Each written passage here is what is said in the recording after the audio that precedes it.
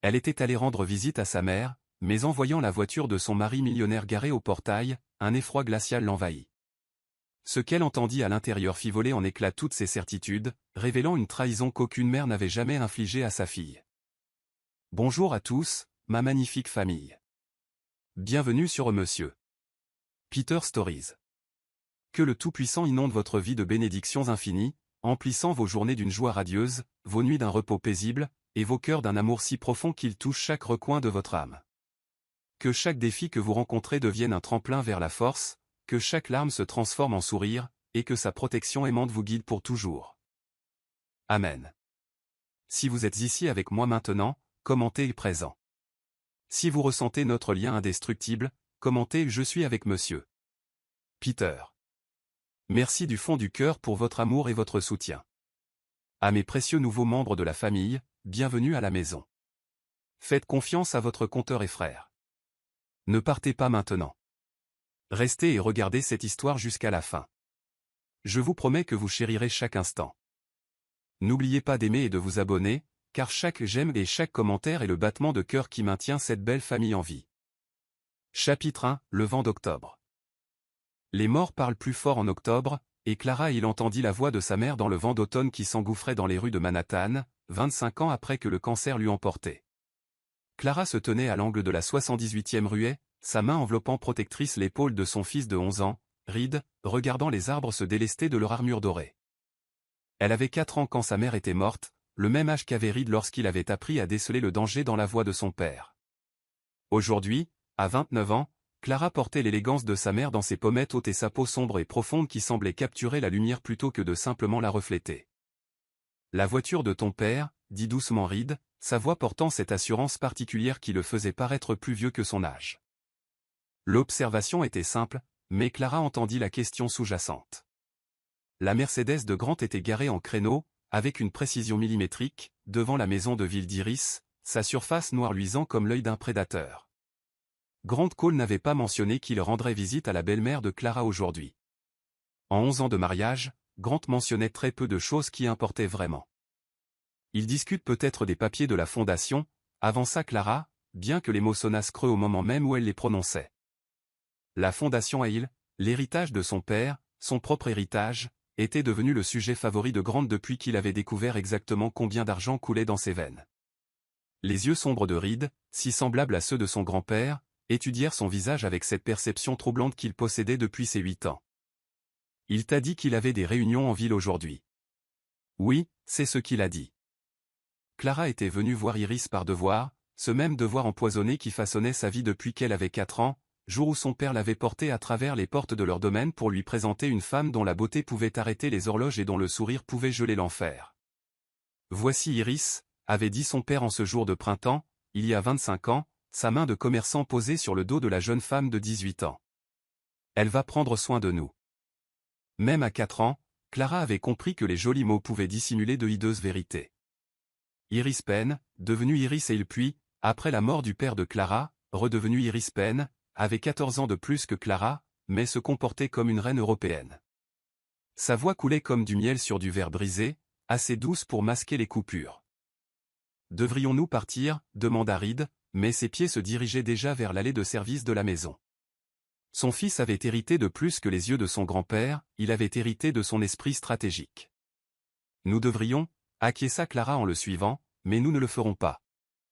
La fenêtre de la cuisine était entr'ouverte, une habitude de la gouvernante d'Iris qui croyait davantage à l'air frais qu'à la climatisation.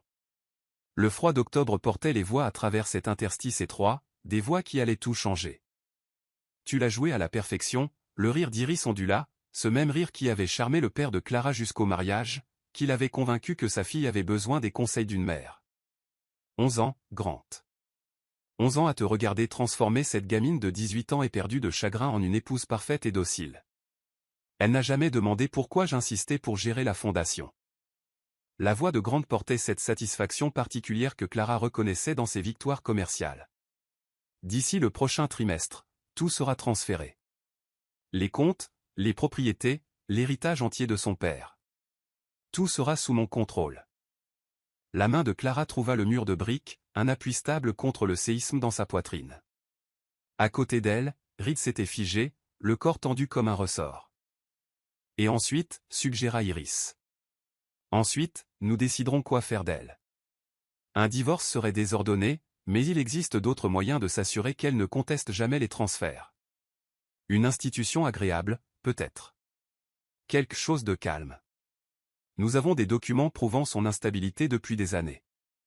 La fille en deuil qui ne s'est jamais remise de la mort de son père, musarda Iris. Qui s'est mariée trop jeune, trop désespérée de stabilité. Qui voit des complots là où il n'y en a pas.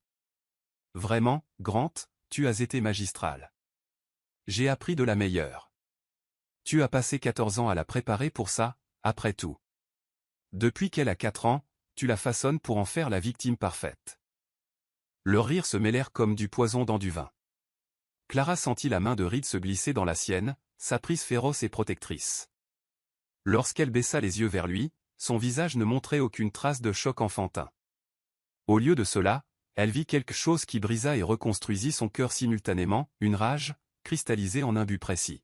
« On ne va pas pleurer pour ça, maman » chuchota Reed, sa voix portant l'acier qu'elle avait oublié posséder, avant le conditionnement d'Iris, avant le contrôle de Grant.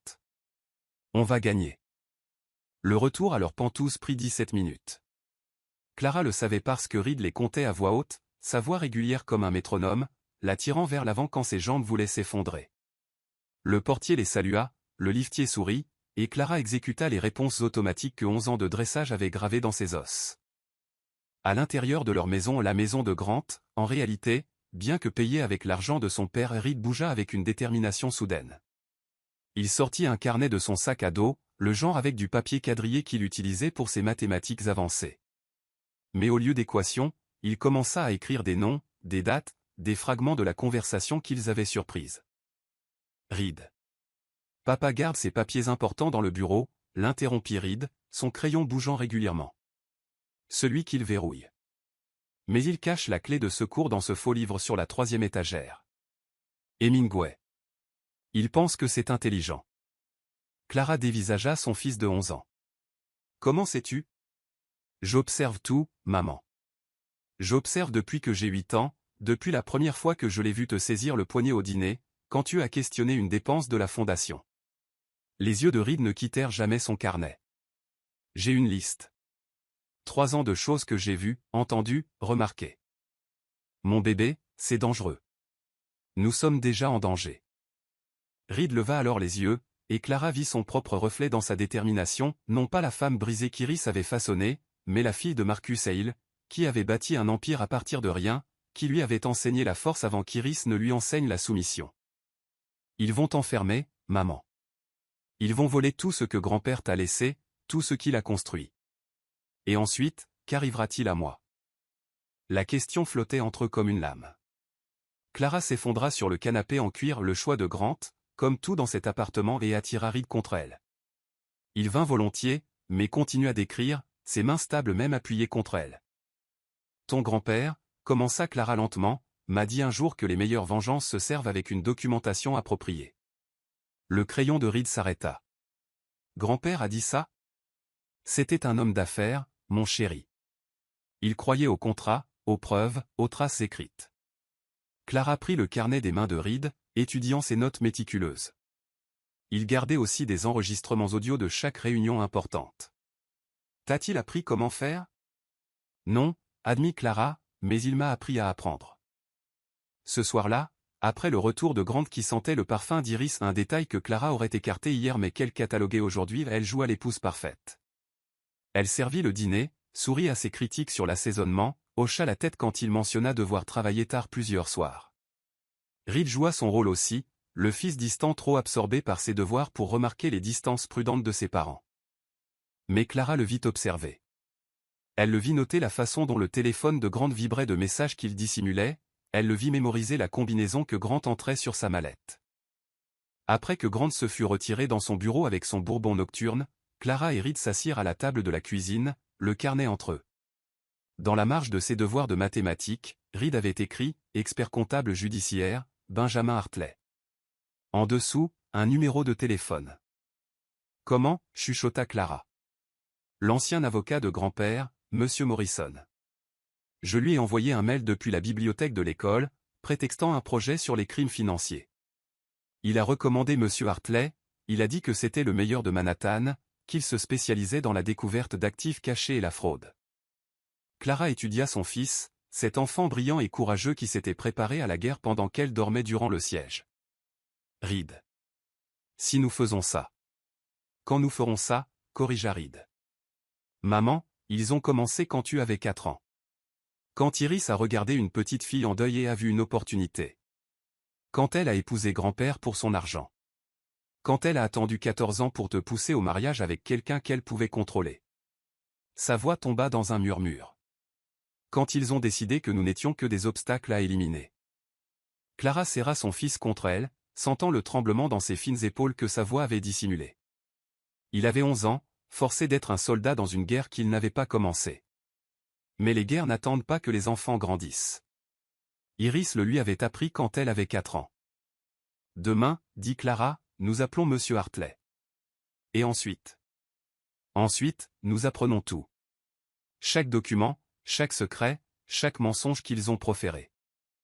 Clara sentit quelque chose s'éveiller dans sa poitrine, quelque chose qui dormait depuis la mort de son père, depuis qu'Iris l'avait convaincu que 18 ans était un âge suffisant pour se marier, mais trop jeune pour gérer son propre héritage. Nous allons reprendre tout ce qu'ils ont volé. Reed se recula pour la regarder, et pour la première fois depuis des années, Clara le vit sourire vraiment. Pas l'expression prudente qu'il portait pour son père, mais la joie féroce d'un guerrier qui avait enfin reçu la permission de se battre. Nous allons gagner, dit-il à nouveau. Et cette fois, Clara le crut. Dehors, le vent d'octobre faisait cliqueter les fenêtres comme des passe-partout essayant des serrures, et Clara crut entendre à nouveau la voix de sa mère, plus forte maintenant, « Batte-toi, mon bébé, il est temps de se battre. » Chapitre 2, l'expert comptable judiciaire. Le bureau de Benjamin Hartley occupait le 17e étage d'un immeuble qui murmurait vieille fortune à travers ses os de marbre. C'était le genre d'endroit que le père de Clara aurait approuvé, la substance avant le spectacle, une qualité qui n'avait pas besoin de s'annoncer.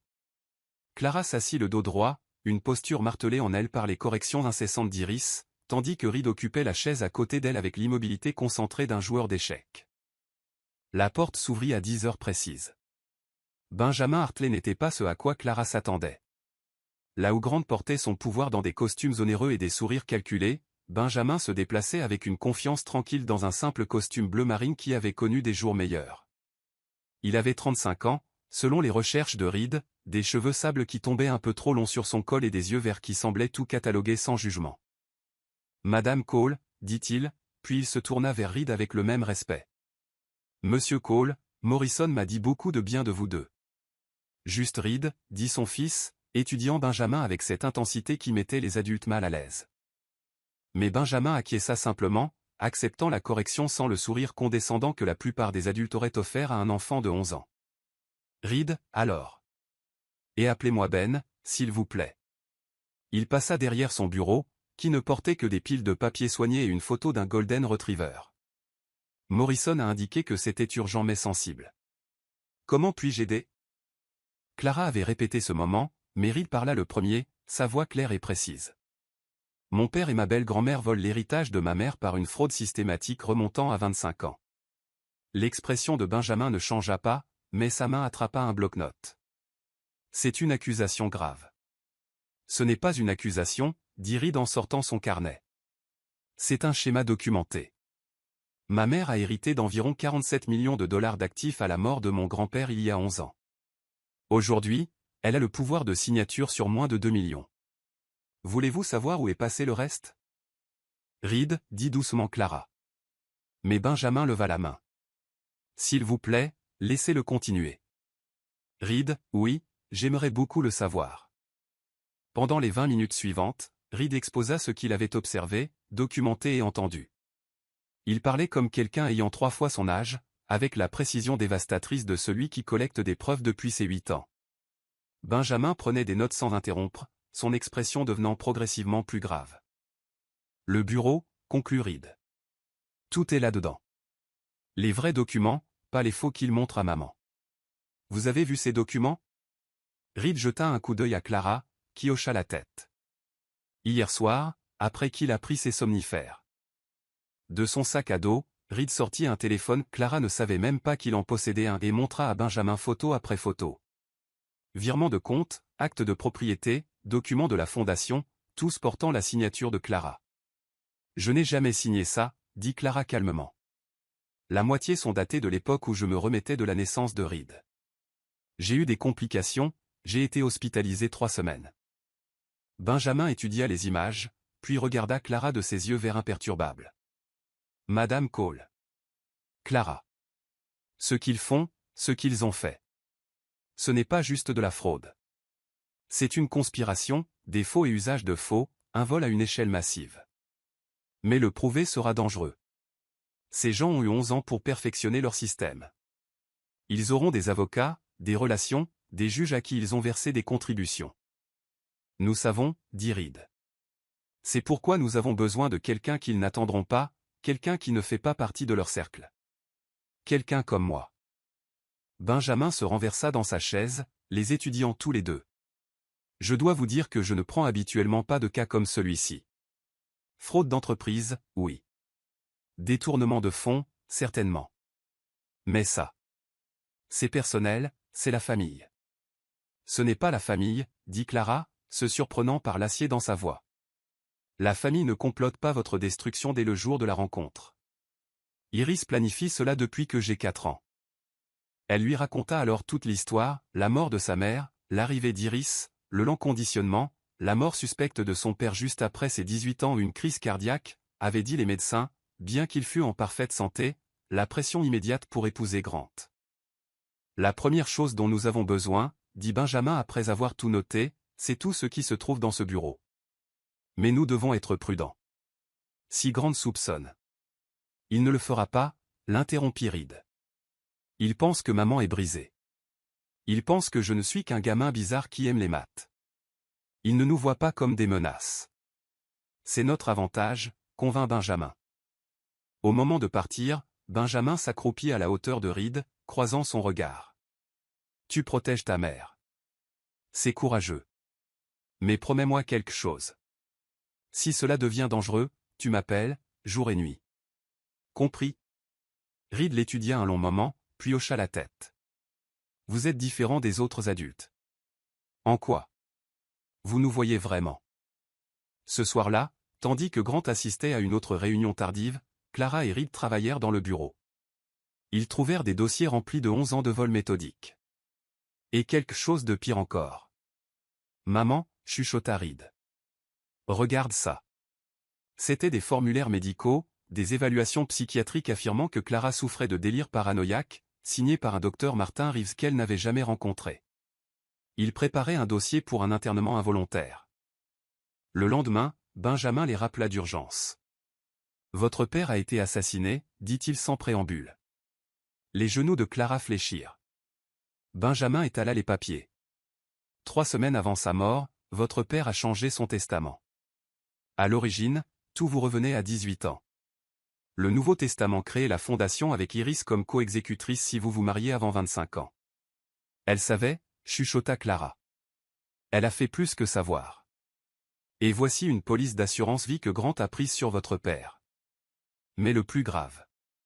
Le médecin qui a signé le certificat de décès était le docteur Martin Reeves.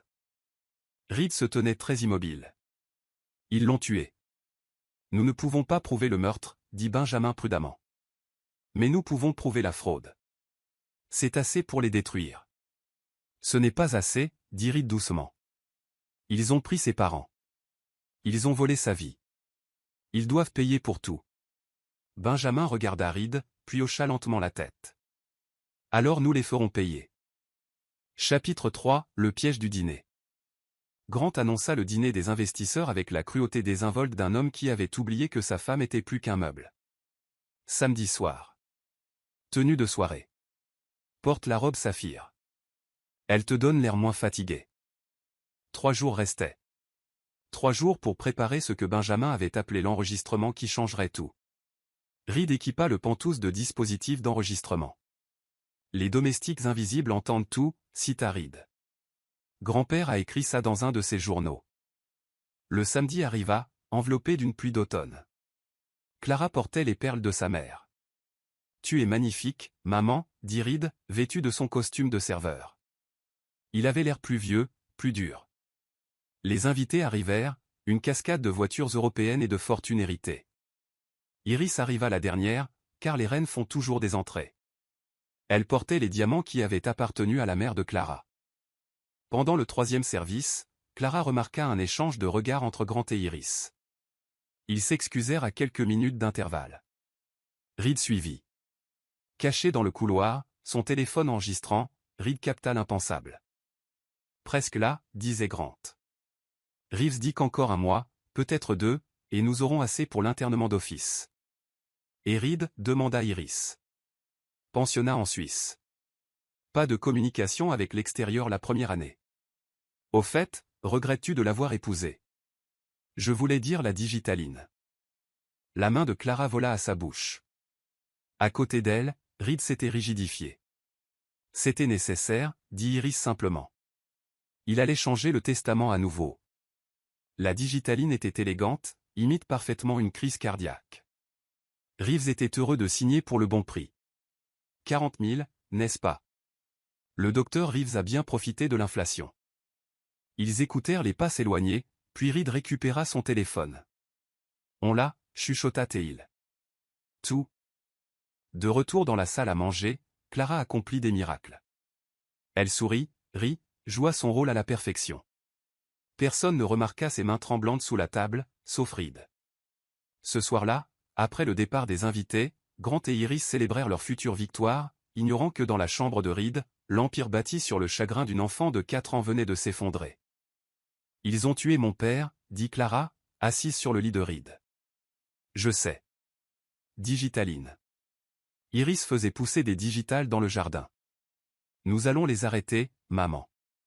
Ils restèrent assis ensemble dans le noir. Mère et fils, conspirateurs dans leur propre maison. Chapitre 4, la piste de minuit. C'était jeudi, 3 jours après le dîner, et Reed Cole se déplaçait dans Manhattan à minuit comme une fumée à travers une serrure. Grant était sorti pour rejoindre le Meridian Club. Reed l'avait suivi. L'enfant grimpa l'escalier de secours d'un immeuble adjacent, se perchant 3 étages plus haut dans l'obscurité. Sur la terrasse du club, Grant discutait avec Lawrence Ashford, un avocat véreux. La paperasse est en béton, disait Ashford. Dr. Reeves a été brillant.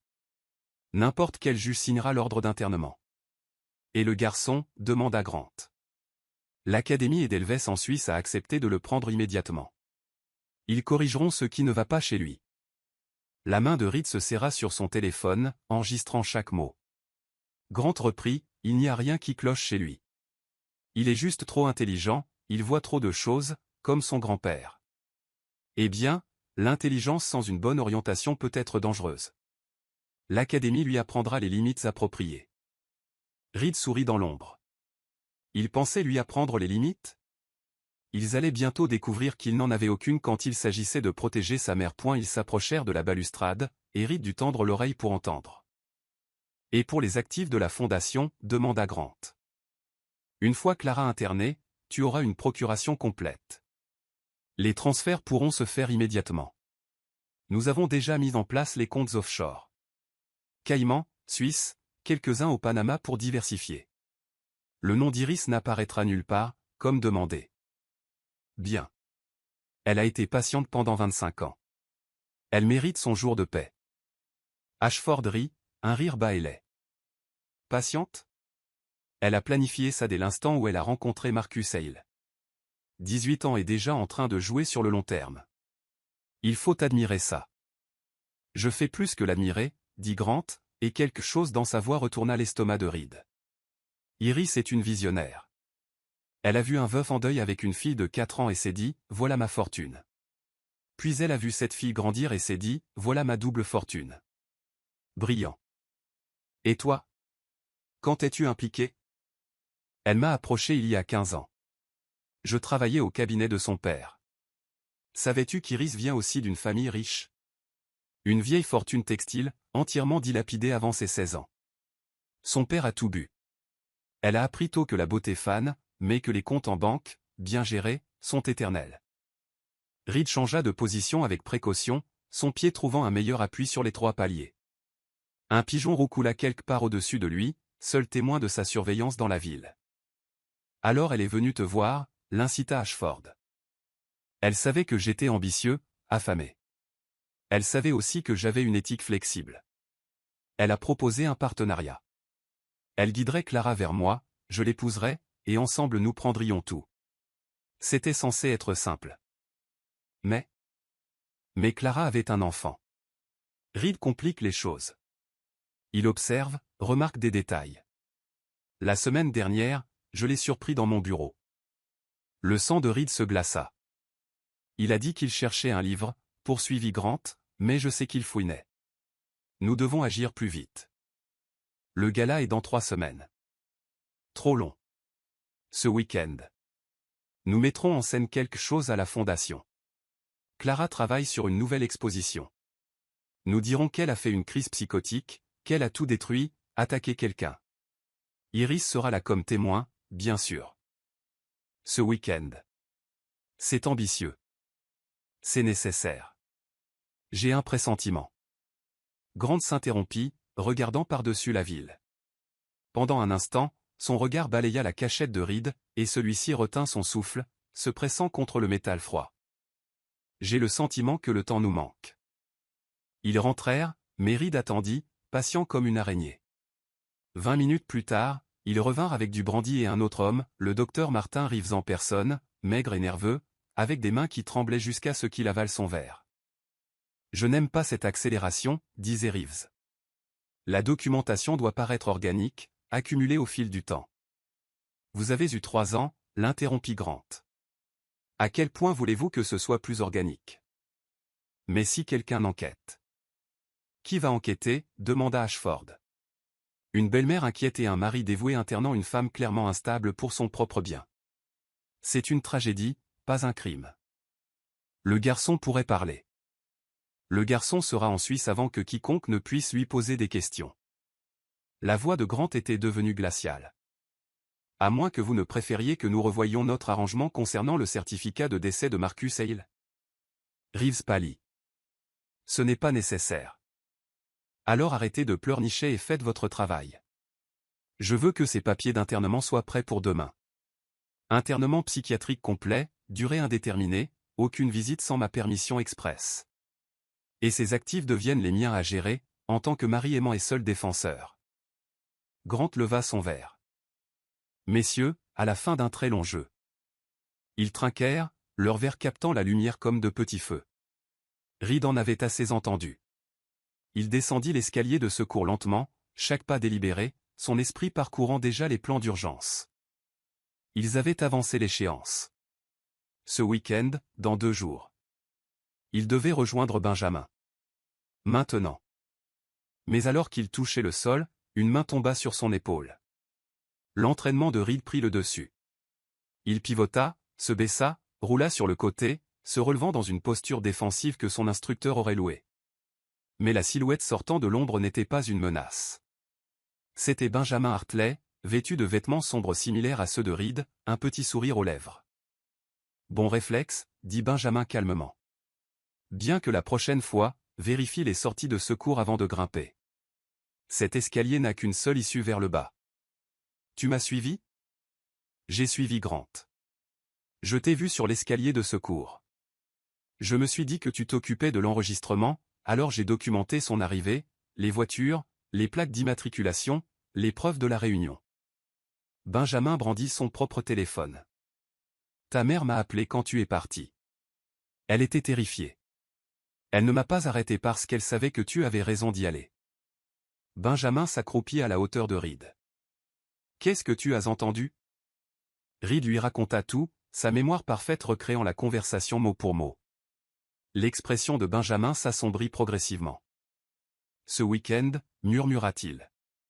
Nous ne sommes pas prêts. Nous devons l'être. Benjamin étudia Reed un long moment. Tu as 11 ans. Et alors? Alors tu ne devrais pas avoir à être aussi courageux. Ma mère avait 4 ans quand Iris a commencé à la détruire. Le courage n'a pas d'âge requis. Benjamin se leva et Reed vit quelque chose changer dans son expression. Du respect, peut-être, ou de la reconnaissance. Tu as raison. Viens. Je te ramène à la maison. Nous devons planifier. Ils marchèrent dans les rues vides, Benjamin gardant Reed du côté intérieur du trottoir, protecteur par automatisme. Reed se surprit à étudier l'homme, sa façon de se mouvoir avec une confiance tranquille, sa manière de scanner leur environnement sans paraître paranoïaque, sa façon de traiter Reed comme un égal, pas comme un enfant. « Tu aimes ma mère » dit soudain Reed. Le pas de Benjamin vacilla légèrement. « C'est ma cliente. » Ce n'est pas une réponse. Non, convint Benjamin. Ce n'en est pas une. Ils marchèrent en silence pendant un pâté de maison avant qu'ils ne poursuivent. Ta mère est remarquable. Ce à quoi elle a survécu, ce contre quoi elle se bat. La plupart des gens auraient brisé il y a des années. Elle a failli briser. Mais elle ne l'a pas fait, et c'est ce qui est remarquable. Benjamin jeta un coup d'œil à Reed. Tu l'as sauvée, tu sais. Ton courage lui a donné la permission de trouver le sien. Nous nous sommes sauvés l'un l'autre. Oui, dit Benjamin doucement. C'est vrai. Ils atteignirent l'immeuble du Penthouse à 2h17 du matin. Le portier dormait à son bureau, et ils passèrent comme des fantômes. Dans l'ascenseur, Benjamin tendit une clé USB à Reed. Tout ce que j'ai trouvé jusqu'à présent. Des dossiers financiers remontant à 15 ans. Ton père, Grant, vole ta mère depuis avant leur mariage. De petites sommes au début, des essais, puis plus gros, plus audacieux. Il a pris environ 31 millions de dollars. 31 millions, répéta Reed, son jeune esprit essayant de saisir le chiffre. Ton grand-père a construit quelque chose de beau, Reed. La fondation était censée aider les gens, être un héritage de bonté. Grant et Iris en ont fait leur compte en banque personnelle. L'ascenseur s'ouvrit à l'étage du Penthouse. Clara attendait dans le couloir, toujours vêtue de ses habits de la veille, le visage tiré par l'inquiétude. Quand elle vit Reed, elle l'attira dans une étreinte féroce. « Ne refais plus jamais ça » chuchota-t-elle. « Je devais le faire, maman. »« Je sais. » Elle recula, regardant Benjamin par-dessus la tête de Reed. « Merci de l'avoir surveillé. Il n'avait pas besoin de beaucoup de surveillance. Votre fils est exceptionnellement capable. » Benjamin lui tendit une autre clé USB. Reed à l'enregistrement. C'est accablant. Aveu de meurtre, conspiration, fraude, tout y est. Ce week-end, dit Reed. Ils agissent ce week-end. Le visage de Clara pâlit, mais sa voix resta ferme. Alors nous agissons plus vite. Ils se tenaient dans le couloir, trois conspirateurs unis par la nécessité et quelque chose de plus profond, une reconnaissance partagée de l'injustice qui exigeait réparation. La porte du Penthouse se dressait derrière eux, et au-delà, grandes cuvées sont brandies, ignorant que son crime parfait avait été parfaitement documenté par un garçon de 11 ans ayant les yeux de son grand-père et la rage naissante de sa mère. Nous devons appeler Morrison, dit Benjamin, le vieil avocat. Il a des relations, des juges qui connaissaient votre père, qui ne sont pas dans la poche de Grant. Il est 2h du matin, protesta Clara. Il répondra, dit Reed avec certitude. Il aimait grand-père. Il répondra. Et il répondit. En 1 heure, ils eurent un plan. En 2 heures, ils eurent un juge prêt à examiner une requête d'urgence. En 3 heures, alors que l'aube peignait Manhattan de nuances d'ambre et d'or, ils eurent ce dont ils avaient besoin, une ordonnance restrictive temporaire empêchant Grant de déplacer des actifs ou de prendre des décisions médicales pour Clara. Grant se réveillerait pour trouver son plan parfait en ruine. Mais plus important encore, Clara se réveillerait pour se trouver libre, ou du moins commençant à l'être. 25 ans de chaîne ne pouvaient être brisés en une seule nuit, mais ils pouvaient commencer à se fissurer. Chapitre 5, monter le dossier. Samedi arriva vêtu d'une fausse normalité, Grant lisant son Financial Times autour d'un café colombien, tandis que Clara organisait l'emploi du temps du week-end de Reed avec la précision d'un général planifiant une campagne. Sortie au musée ce matin, dit-elle, sa voix aussi stable que ses mains. L'exposition égyptienne sur laquelle Reed fait des recherches. Grant ne leva pas les yeux. Bien.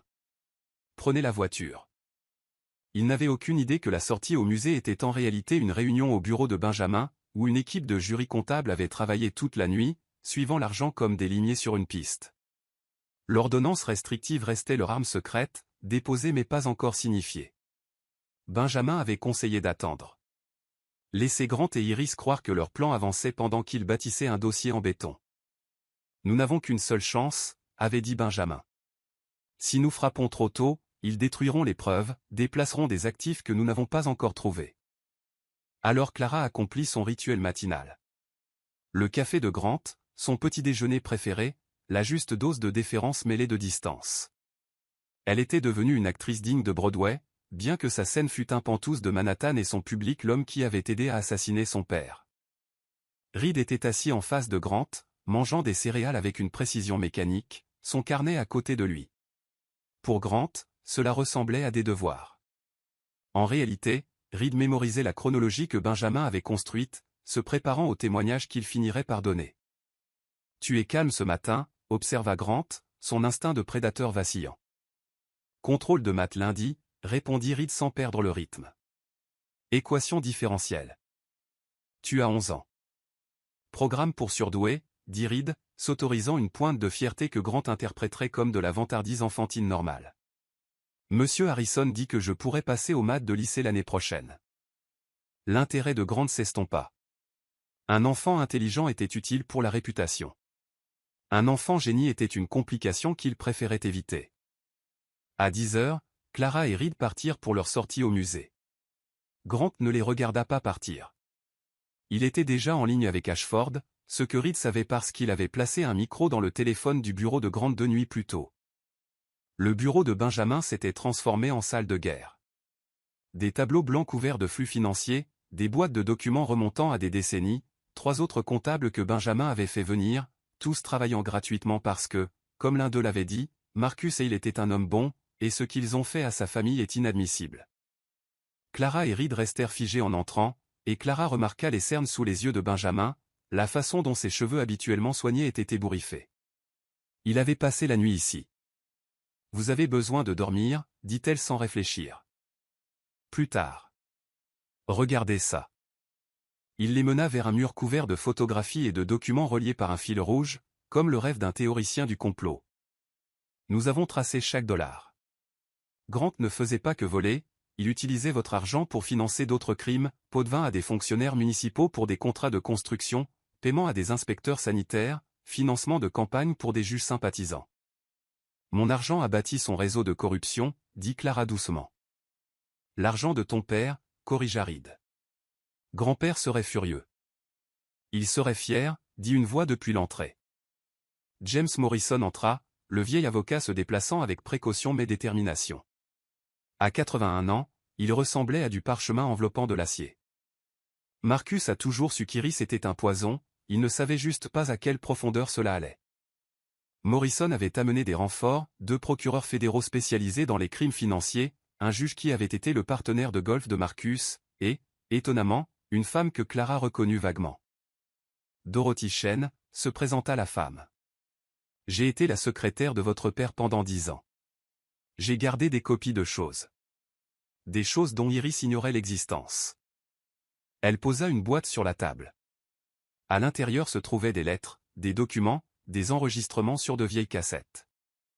Votre père soupçonnait Iris d'avoir une liaison lors de sa dernière année, expliqua Dorothy. Il a engagé un détective privé. Voici ses rapports. Clara ouvrit le premier dossier et halta. Des photographies d'Iris et Grant datant d'il y a 15 ans, avant le mariage de Clara, avant la mort de son père. Il planifiait cela depuis plus longtemps que quiconque ne l'avait imaginé. Il y a plus, dit doucement Dorothy. Le détective a trouvé des preuves qu'Iris a déjà fait ça. Son premier mari, quand elle avait 16 ans. Il est mort d'une crise cardiaque lui aussi. Elle a hérité juste assez pour déménager à New York et se réinventer. C'est une tueuse en série, dit Reed d'un ton plat. Elle tue pour l'argent. Nous ne pouvons pas prouver les meurtres, dit l'un des procureurs, mais nous pouvons prouver tout le reste. Fraude, conspiration, vol, faux et usage de faux. Grant et Iris risquent 20 à 30 ans. Ils travaillèrent tout l'après-midi, Reed surprenant tout le monde par sa capacité à repérer des modèles dans les données financières. À un moment donné, il relia 3 sociétés écrans à une propriété dans Léonton que Grant avait achetée avec les fonds de Clara, mais enregistrée au nom de sa mère. Sa mère est morte il y a 5 ans, dit Reed. Alors qui signe les documents fiscaux? Benjamin vérifia, ses doigts volant sur son ordinateur portable. Grant. Il imite la signature de sa mère décédée pour cacher des actifs. Ajoutez la fraude postale au chef d'accusation, dit Morrison avec satisfaction. Alors que le soleil se couchait sur Manhattan, peignant le bureau d'or, Clara se retrouva debout à la fenêtre à côté de Benjamin. Reed était à l'autre bout de la pièce, expliquant quelque chose de complexe au procureur avec la patience d'un professeur. « Il est extraordinaire, dit Benjamin doucement. Il ne devrait pas avoir à l'être. Mais il l'est. Et c'est ce qui va vous sauver tous les deux. » Clara se tourna pour le regarder vraiment. Benjamin Hartley, qui avait tout laissé tomber pour les aider, qui avait travaillé sans dormir, qui traitait son fils avec respect et elle avec quelque chose qu'elle ne pouvait pas tout à fait nommer. « Pourquoi » demanda-t-elle. « Pourquoi faire tout ça? Nous ne sommes que des clients. » Benjamin resta silencieux un long moment. « Mon père était un lanceur d'alerte, il a exposé la corruption dans son entreprise. Ils l'ont détruit légalement, financièrement, personnellement.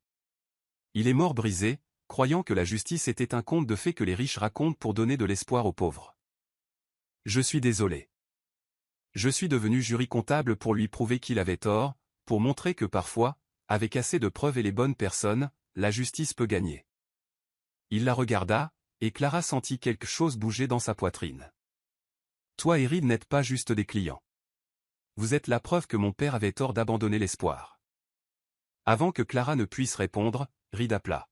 « Maman, j'ai trouvé quelque chose. » Il tenait un document de la boîte de Dorothy, une police d'assurance vie sur Clara elle-même, souscrite par Grant 3 mois après leur mariage. 10 millions de dollars, lut Reed. Bénéficiaire, Grant Cole. Bénéficiaire secondaire, Iris Penn. La pièce devint silencieuse. Ils allaient me tuer, dit Clara, sa voix remarquablement stable. L'internement n'était que la première étape. Une fois enfermée, impuissante. Un suicide malheureux, dit sombrement Morrison. Une femme dépressive, avec des antécédents de maladie mentale, isolée de son fils. Personne ne se poserait de questions. Sauf Reed, dit Benjamin. C'est pour ça qu'il devait disparaître en Suisse d'abord. Clara attira Reed contre elle, le sentant trembler, un enfant de 11 ans découvrant que son père avait prévu d'assassiner sa mère. On va les arrêter, dit Reed, la voix étouffée contre son épaule. On va les arrêter, et ils vont payer. Oui, dit Clara, regardant autour d'elle ces gens rassemblés pour les aider, Morrison avec ses décennies d'expertise juridique, Dorothy avec ses preuves soigneusement conservées, les procureurs avec leur autorité fédérale, et Benjamin avec sa détermination inébranlable. Ils vont payer pour tout ça. Le téléphone de Morrison sonna. Il répondit, écouta, puis sourit une expression tranchante et prédatrice qui rappela à Clara pourquoi son père l'avait gardé à ses côtés pendant 30 ans. C'était le juge Patterson. Elle a examiné notre dossier préliminaire. Elle délivre des mandats d'arrêt pour lundi matin. Il regarda Clara. Le gala est demain soir. Ils seront arrêtés là-bas, publiquement, devant tous ceux qui les ont soutenus. Justice poétique, murmura Dorothy. La meilleure sorte, convint Morrison. Ils travaillèrent jusqu'à minuit, préparant la documentation finale. Reed s'endormit sur le canapé du bureau, la tête sur les genoux de Clara, serrant toujours son carnet. Benjamin le couvrit de sa veste, le geste si doux qu'il serra la gorge de Clara. « Vous devriez vous reposer aussi, dit Benjamin. Demain sera difficile. 25 années difficiles se terminent demain, répondit Clara. Je peux gérer un jour de plus. Alors qu'il s'apprêtait à partir, Benjamin tendit une enveloppe à Clara. Qu'est-ce que c'est? Ouvrez-la demain, après que tout soit fini. Clara la glissa dans son sac, un autre secret dans une vie qui s'était construite dessus. Le trajet du retour fut silencieux, Reed dormant contre son épaule à l'arrière de la voiture que Benjamin avait arrangée, pas le chauffeur de Grant qui rapportait tout, mais quelqu'un de confiance. Grant dormait quand ils arrivèrent, la porte de sa chambre fermée, ses ronflements audibles depuis le couloir. Clara borda Reed dans son lit, embrassant son front. « Maman » murmura-t-il, à demi éveillé. « Oui, mon bébé. Demain, quand ils l'arrêteront. Tu seras triste ?» Clara considéra la question. « Je serai triste pour ce qui aurait dû être, pour la vie que nous méritions mais que nous n'avons pas eue. Mais triste que Grant aille en prison. Non. Bien, dit Reed, replongeant déjà dans le sommeil. Parce qu'il n'a jamais vraiment été mon père de toute façon. Les pères protègent. Lui n'a fait que détruire.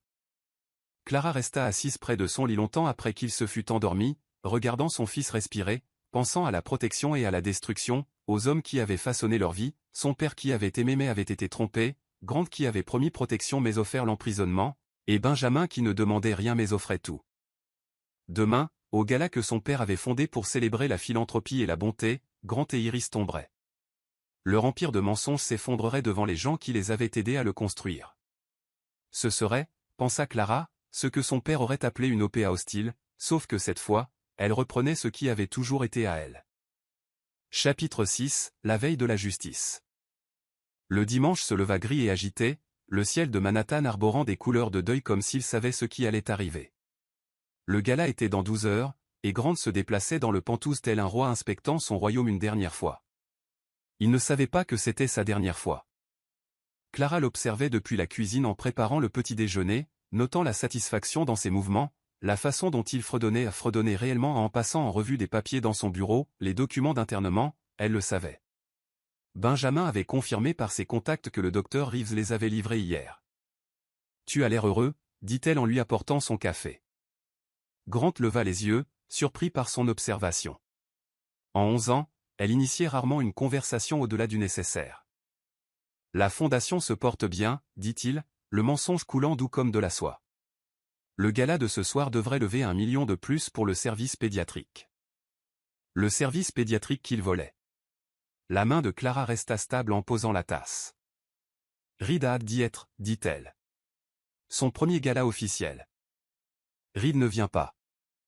La voix de Grant était plate, définitive. C'est un événement pour adultes. J'ai arrangé pour que Madame Patterson le garde. Madame Patterson, qui travaillait pour Grant, qui s'assurerait que Reed soit à la maison quand elle, urgence, arriverait, quand Clara serait emmenée. Bien sûr, dit Clara, mais elle envoyait déjà un message à Benjamin sous la table. Ils avaient anticipé cela. Reed apparut dans l'embrasure de la porte, encore en pyjama, paraissant plus jeune que ses 11 ans. C'était délibéré. Il avait choisi le pyjama dinosaure que Grant lui avait acheté il y a 2 ans, jamais porté, pour apparaître comme l'enfant que Grant voulait qu'il soit. « Bonjour, papa, dit-il, et Clara entendit l'effort qu'il fallut pour prononcer ce mot. « Reed, ta mère dit que tu étudies aujourd'hui. »« Oui, monsieur. »« Contrôle de maths demain. » Grant l'avait déjà congédié, se tournant vers ses papiers. Reed croisa le regard de Clara, un éclair rapide de compréhension, puis se dirigea vers la cuisine. Le reste de la matinée fut une chorégraphie de normalité. Clara choisit sa robe pour la soirée, vert émeraude, la couleur préférée de son père sur elle. Reed étudia à la table de la salle à manger, où Grant pouvait le voir être calme et studieux. Ils jouèrent leur rôle à la perfection, tandis que sous la surface, tout bouillonnait.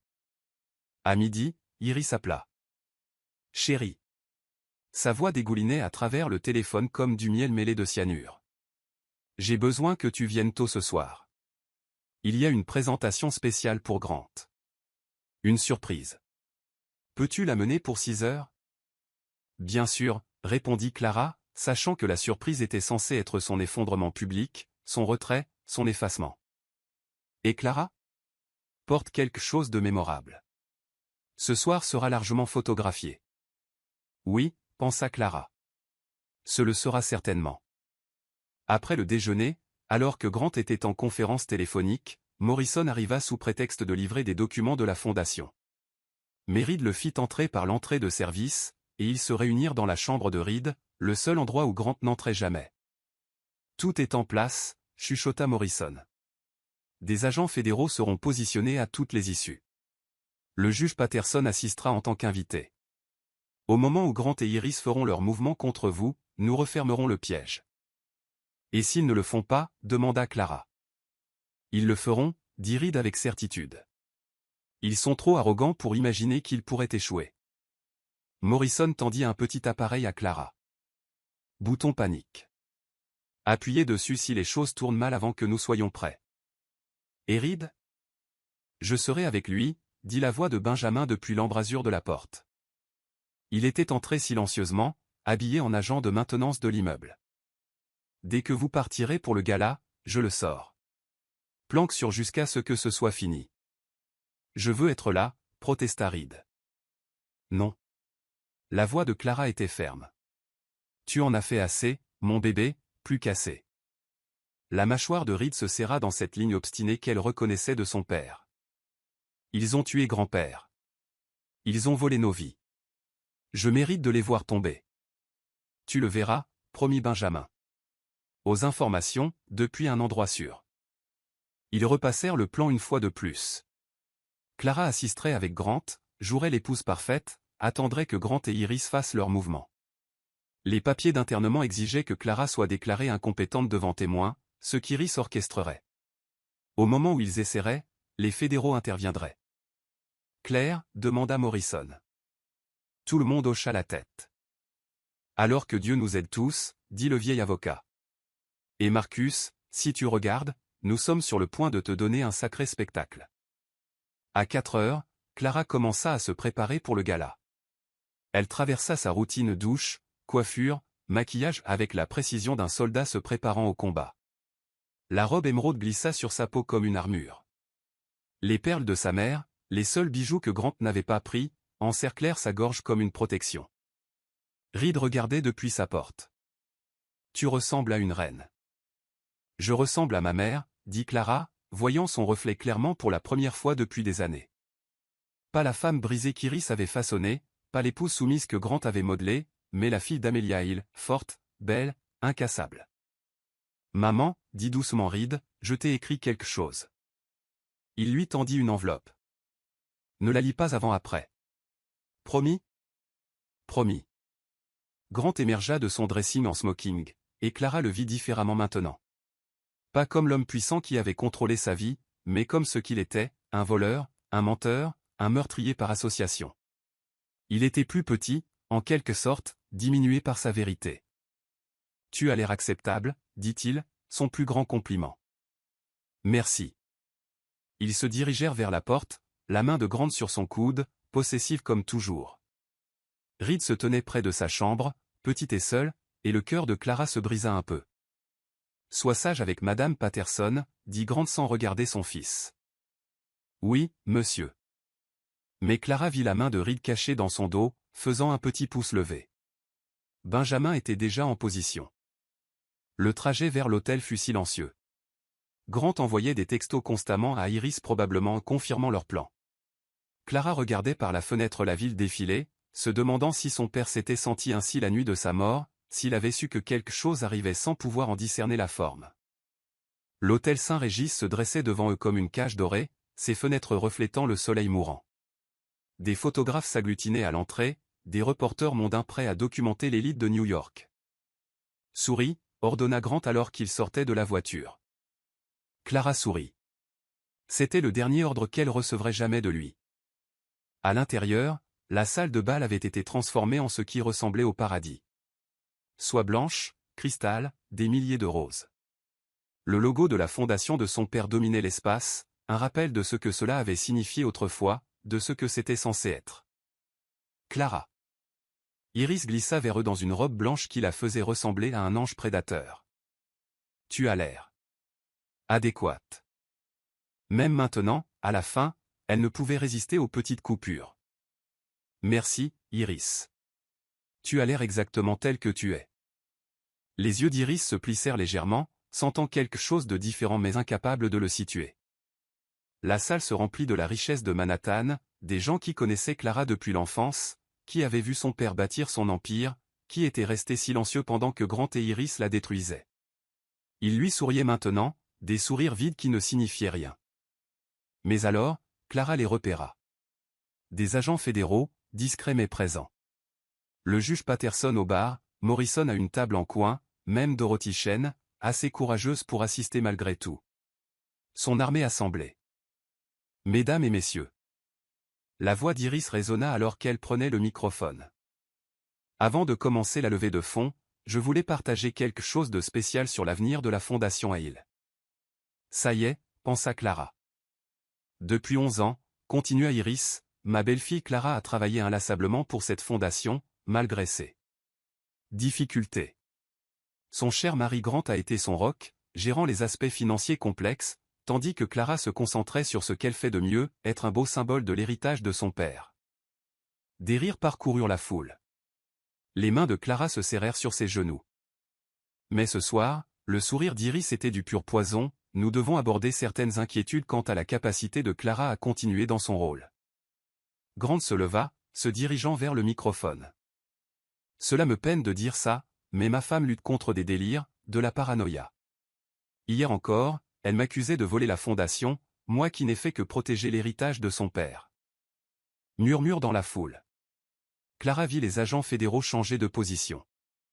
Nous avons consulté des spécialistes, continua Grant, sortant des documents et les papiers d'internement et nous croyons, pour la propre sécurité de Clara et l'avenir de la fondation, qu'elle a besoin d'une aide professionnelle. Non, dit Clara en se levant, sa voix portant à travers la salle de bal. Je n'en ai pas besoin. Le visage de Grant s'assombrit. Chérie, s'il te plaît, ne rends pas les choses plus difficiles. Tu as tué mon père. Les mots tombèrent dans le silence comme des bombes. Elle fait clairement une crise, dit rapidement Iris, s'avançant vers Clara. Que quelqu'un appelle le docteur Reeves. Le docteur Reeves est déjà sous garde fédérale, dit le juge Patterson en se levant, tout comme vous êtes sur le point de l'être. La salle explosa. Les agents fédéraux surgirent de tous côtés, badges sortis, armes visibles. Les invités crièrent, reculèrent. Les photographes commencèrent à prendre des photos qui feraient la une des journaux nationaux. Grant Cole. Iris Penn. Annonça l'agent principal.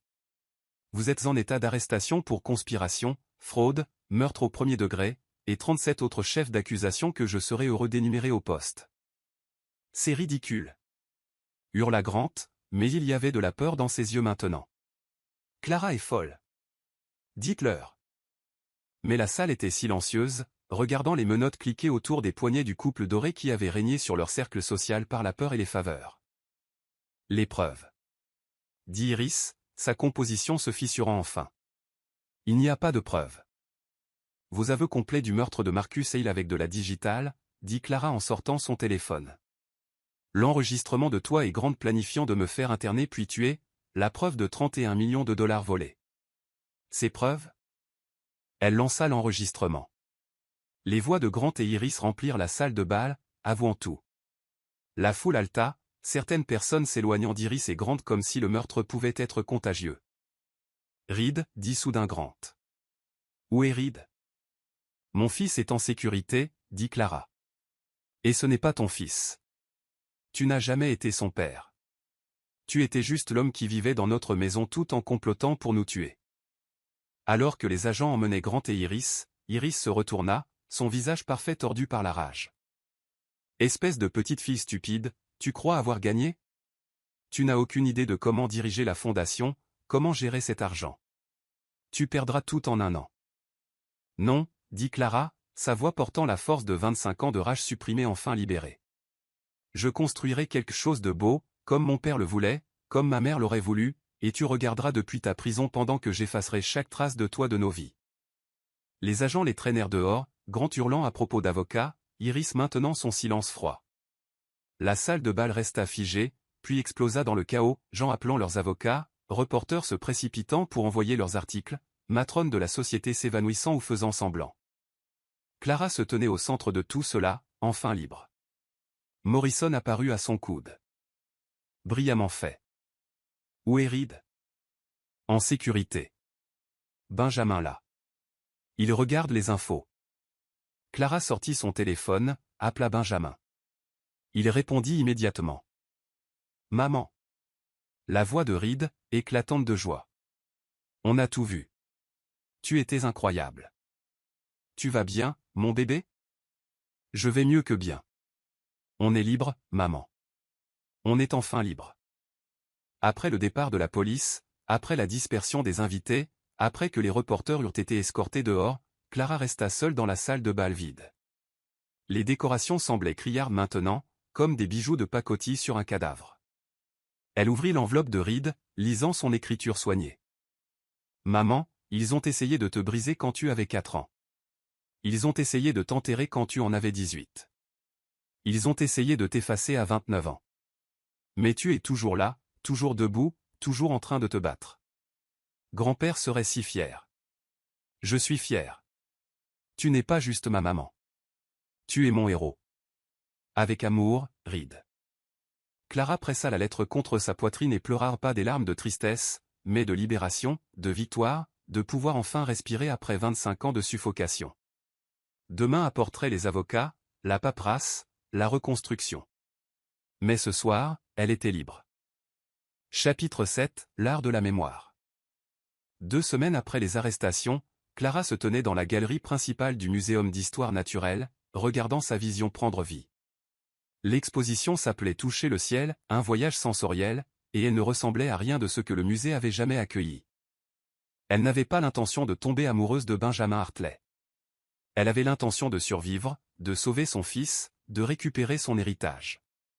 L'amour était un luxe qu'elle ne pouvait se permettre, un risque qu'elle ne prendrait pas. Mais Benjamin avait fait quelque chose que personne d'autre n'avait jamais fait. Il l'avait vue, non pas comme une victime à sauver ou un problème à résoudre, mais comme une femme qui dormait depuis 25 ans et qui s'éveillait enfin. Cela avait commencé avec du thé. Le lendemain du gala, après que les arrestations eurent fait la une de tous les journaux de New York, après que Reed se fût enfin endormi dans son propre lit sans peur pour la première fois de sa vie, Benjamin était apparu à sa porte avec du thé et des croissants. « Vous n'avez pas de café ?» avait-il dit simplement, « et vous détestez le torréfié colombien de Grant. J'ai pensé que vous voudriez peut-être choisir votre propre petit déjeuner pour une fois. » Une si petite chose, mais Clara était restée sur le pas de sa porte, regardant cet homme qui avait remarqué ce qu'elle buvait, qui avait prêté attention à ses préférences au lieu de lui dire ce qu'elle devrait être, et elle avait senti quelque chose se fissurer dans sa poitrine. Maintenant, 2 semaines plus tard, elle se tenait à côté de lui alors qu'il passait ses doigts sur l'une des pièces de l'exposition, une sculpture en bronze destinée à être touchée, sa surface racontant une histoire par la texture plutôt que par la vue. « Tu as fait ça pour lui ?» dit Reed, apparaissant à côté d'eux avec son carnet, toujours présent. « Pour Benjamin. » Reed, c'est bon, maman, c'est bien. Son fils étudia Benjamin avec ses yeux qui ne rataient rien. Il voit différemment. Comme tu as appris à voir différemment. C'était vrai. Benjamin avait confié lors d'une de leurs sessions nocturnes sur les preuves qu'il perdait la vue. Dégénérescence maculaire, lente mais inévitable. Dans 10 ans, peut-être moins, il serait aveugle. C'est pour ça que je remarque tout maintenant, lui avait-il dit. Chaque détail, chaque couleur, chaque expression. Je les stocke. Clara avait créé cette exposition en partie pour lui, en partie pour elle-même, une façon d'expérimenter la beauté au-delà du visuel, de comprendre qu'il y avait différentes façons de voir, mais aussi, bien qu'elle ne l'admette pas à voix haute, pour lui montrer qu'elle le voyait aussi. L'ouverture est demain, dit-elle, regardant Benjamin explorer la sculpture. Le conseil de la fondation n'est pas content. Il voulait une levée de fonds traditionnelle. Le conseil de la fondation peut s'adapter, dit Morrison, entrant dans la galerie avec son timing parfait habituel. La moitié d'entre eux sont sous enquête pour avoir accepté des pots de vin de Grant de toute façon. Le vieil avocat était devenu une présence constante, aidant Clara à naviguer dans les complexités juridiques de la récupération de son héritage. 31 millions de dollars avaient été récupérés jusqu'à présent, avec d'autres cachés dans des comptes offshore qu'il traçait encore. Des nouvelles sur la date du procès, demanda Benjamin. Printemps. Les avocats de Grant essaient de séparer son procès de celui d'Iris, prétendant qu'il a été manipulé par elle. Morrison renifla, comme si quiconque pouvait croire que Grant Cole pouvait être manipulé par n'importe qui. Il l'était, pourtant, dit Clara doucement. Juste pas de la façon dont il le pense. Iris l'a joué parfaitement, l'a laissé croire qu'il était le cerveau pendant qu'elle tirait les ficelles. Il ne réalise toujours pas qu'elle l'aurait éliminé aussi, finalement. Ils traversèrent la galerie, Reed documentant tout avec son téléphone, planifiant déjà des améliorations pour les composants éducatifs. Il s'était jeté dans le travail de la fondation avec la même intensité qu'il avait apporté à la collecte de preuves, comme si aider les autres pouvait d'une certaine manière équilibrer la balance de ce qu'on leur avait fait. « J'ai quelque chose à vous dire à tous », dit soudain Benjamin, s'arrêtant devant un mur de panneaux texturés qui racontait l'histoire de l'ascension de Marcus Hale de la pauvreté à la fortune. « On m'a offert un poste. Division des crimes financiers du FBI. Ils ont été impressionnés par le travail sur votre dossier. » Le cœur de Clara s'arrêta. « C'est C'est merveilleux. C'est à Washington. Les mots restèrent suspendus dans l'air comme une malédiction. Quand demanda Reed, sa voix plus petite que d'habitude. Ils veulent que je commence le mois prochain. Clara se força à sourire, à être heureuse pour lui, à ne pas montrer comment la pensée de son départ rendait sa poitrine creuse. Vous devriez accepter. C'est une opportunité incroyable.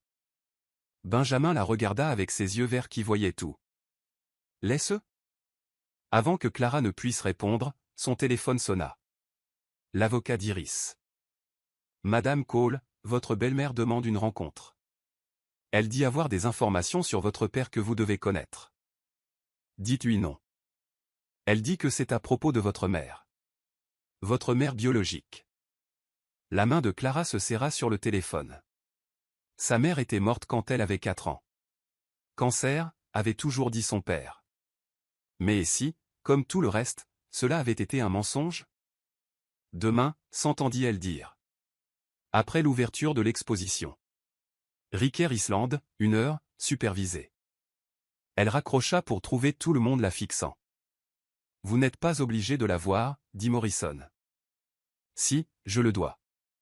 Clara regarda Reed. Nous devons tout savoir, même les parties laides.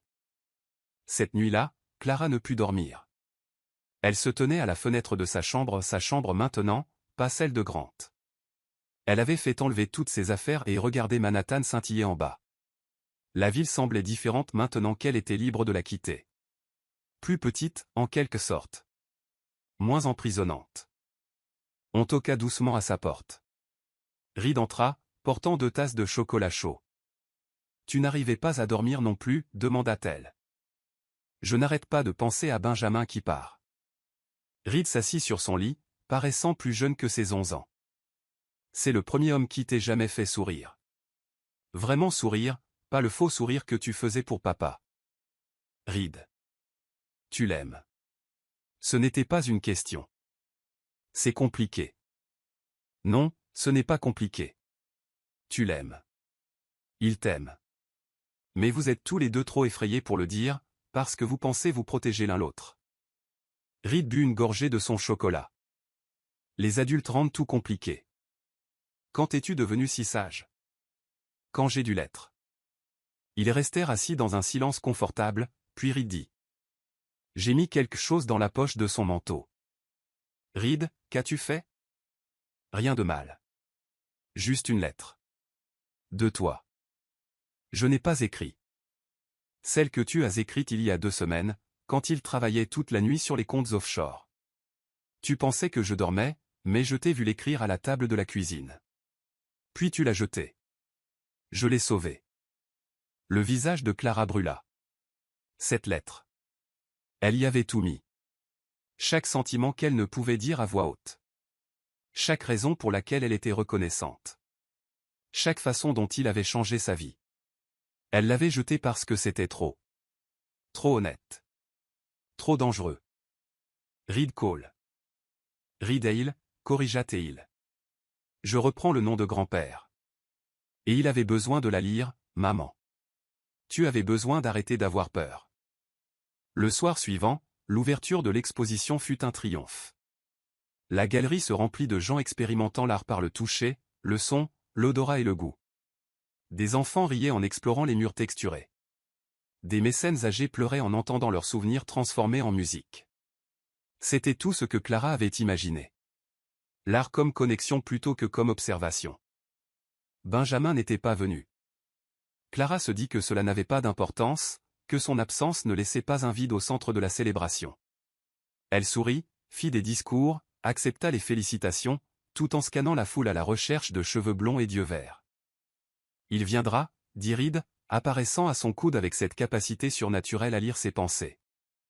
Mais alors que la soirée touchait à sa fin, que les invités partaient et que la galerie se vidait, Benjamin n'était toujours pas apparu.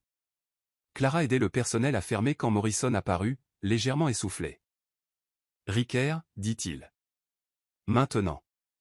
Iris est transférée sous garde fédérale demain matin. C'est votre seule chance.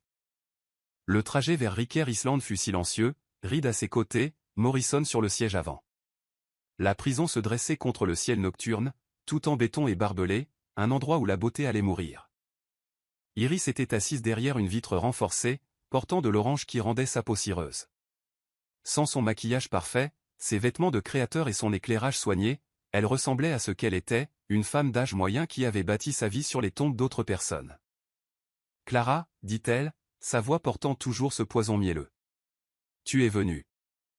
Tu as dit que tu avais des informations sur ma mère. C'est le cas. » Iris se pencha en avant. Elle n'est pas morte d'un cancer. Le sang de Clara se glaça. Ton père l'a fait interner. Psychose postpartum, ont-ils appelé ça. Mais en réalité, elle avait découvert ses liaisons. Plusieurs femmes, certaines à peine majeures. Elle a menacé de partir, de t'emmener. Alors il l'a fait enfermer. Tu mens.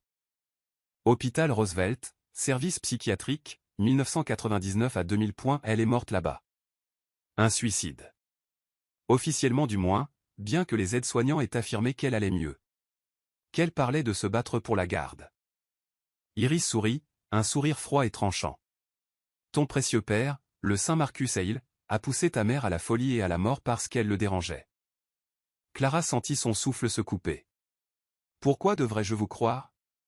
Parce que j'ai gardé les dossiers, une assurance au cas où Marcus se retournerait contre moi. Ils sont dans un coffre à la banque Chase, sous le nom de jeune fille de ta mère. Coffre 472. Iris se renversa dans sa chaise. Je pensais que tu devais savoir quel genre d'homme était réellement ton père. Lui et moi étions plus semblables que tu ne veux le croire. Non, intervint soudain Reed, sa voix juvénile traversant la vitre. Grand-père a fait des erreurs. Des erreurs terribles. Mais il aimait maman. Il a essayé de la protéger. Toi, tu ne savais que détruire. Iris regarda Reed, le regarda vraiment, et pendant un instant, Clara vit quelque chose vaciller dans les yeux de sa belle-mère. Du regret, peut-être, ou une forme de reconnaissance. Tu as raison, dit doucement Iris. Je ne savais que détruire. C'est tout ce qu'on m'a jamais appris. Elle posa son regard sur Clara. Le nom de ta mère était Amelia. Elle t'aimait. Tout ce que je t'ai dit d'autre sur elle était vrai. Elle te chantait des chansons, elle t'appelait sa petite étoile. Elle t'a aimé jusqu'à ce qu'il l'emmène. Le gardien annonça que le temps était écoulé. Alors que Clara se levait pour partir, Iris l'interpella, « Clara, ne deviens pas comme moi. Ne laisse pas l'amertume devenir ton héritage. » À l'extérieur de la prison, Clara resta un moment sur le parking, avalant de grandes bouffées d'air froid, essayant de tout assimiler. Son père, son héros, avait été profondément imparfait. Sa mère avait été une victime elle aussi. Rien n'était simple. Rien n'était propre. Maman. Reed toucha son bras. Je vais bien. Non, maman, regarde. Benjamin se tenait près de leur voiture, tenant un bouquet de roses blanches les préférées de sa mère, bien qu'il n'eût aucun moyen de le savoir. Il semblait incertain, vulnérable d'une manière qu'elle ne lui avait jamais connue. J'ai lu ta lettre, dit-il simplement. Le cœur de Clara martela ses côtes. Reed n'aurait pas dû. Je suis content qu'il l'ait fait. Benjamin s'approcha. Je suis amoureux de toi depuis que tu es entré dans mon bureau, terrifié mais déterminé, prête à te battre pour ton fils et pour toi-même. Je ne voulais rien dire parce que tu avais besoin d'un ami, pas d'une complication supplémentaire. Mais cette lettre. Quelle lettre? Demanda Morrison, confus.